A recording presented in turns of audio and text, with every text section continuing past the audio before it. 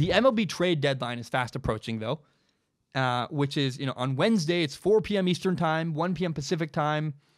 That is when the MLB trade deadline starts. There's already been a really awesome trade in Major League Baseball. And, today, observing the reactions to this trade, I learned a lot about baseball people. Because baseball people are weird and annoyingly conservative. So a trade happened today with the Mets where the Mets traded for Blue Jays starting pitcher and their ace, Marcus Stroman. And to me, I'm like, I love this trade. This is fantastic. And if this trade took place in the NFL or the NBA, it would be considered a huge victory for the New York Mets. But for some reason, this has not been widely praised as an incredible trade. People are like, what are the Mets doing? They're idiots, this and that. And I get it. Like, some people are disappointed because they wanted Marcus Stroman to go to a better team than the Mets. I get it. But I look at this trade for the Mets and go, wow, that's unbelievable. I can't believe this is a great trade for you guys. I love it. So what happened in the trade was the Mets got Marcus Stroman, the Blue Jays ace, their best starting pitcher, and all the Mets traded away. The Blue Jays got these two players in return. They got two prospects, Anthony Kay and Simeon Woods Richardson. And I look at this trade and go, are you kidding me? That's an amazing trade. A great starting pitcher for two prospects in the minor leagues. I love that trade. I think it's great. Marcus Stroman has an earned run average of 2.96.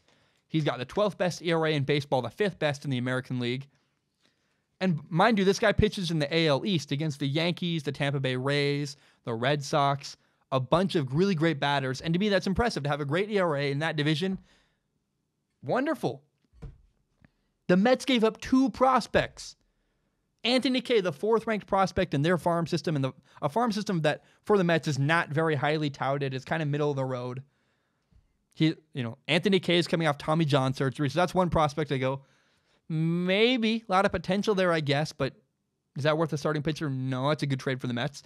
And the Mets also gave up Simeon Woods Richardson, who's 18 years old. We don't really know what he's going to turn into yet. He was ranked as the 6th best prospect in the Mets organization. But he's 18. He's far off from being an MLB-ready player. And so I just look at what the Mets got. They got a great A-minus starting pitcher for like the 4th and the 6th best prospects in their farm system. Guys, a lot of potential, but, would you rather have substance, Marcus Stroman, or potential, these two prospects? I think this trade for the Mets was fantastic, and I really, really like it. And I don't understand how this trade is not unanimously a great thing all across baseball. Why isn't everybody celebrating this trade?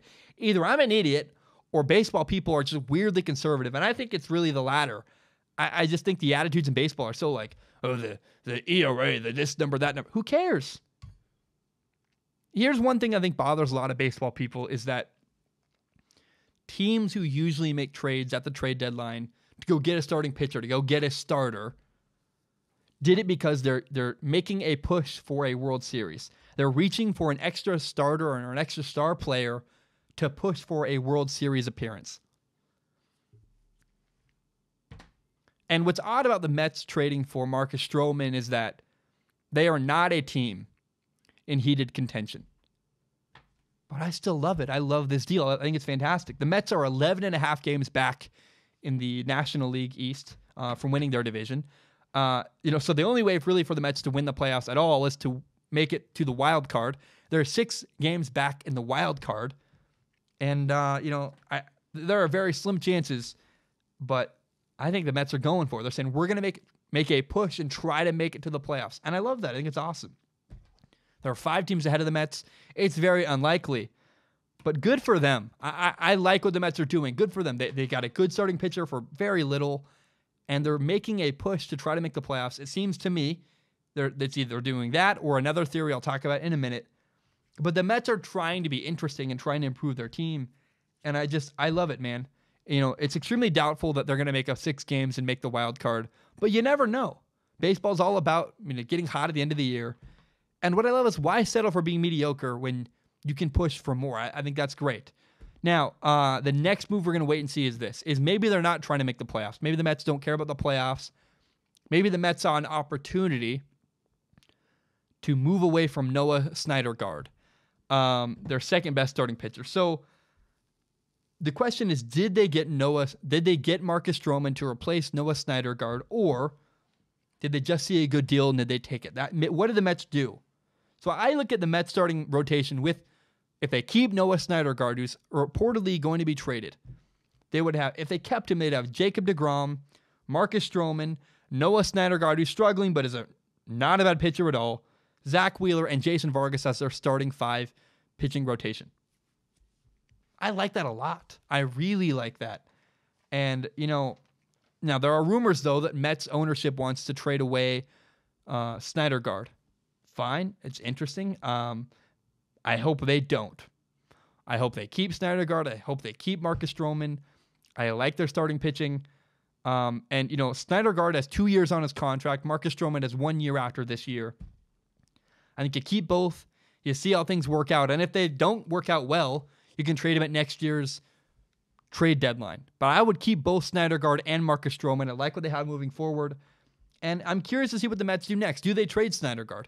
Do they make a push and try to make the playoffs? What is their intention behind trading for Marcus Stroman? A trade that surprised a lot of people and really just excited me.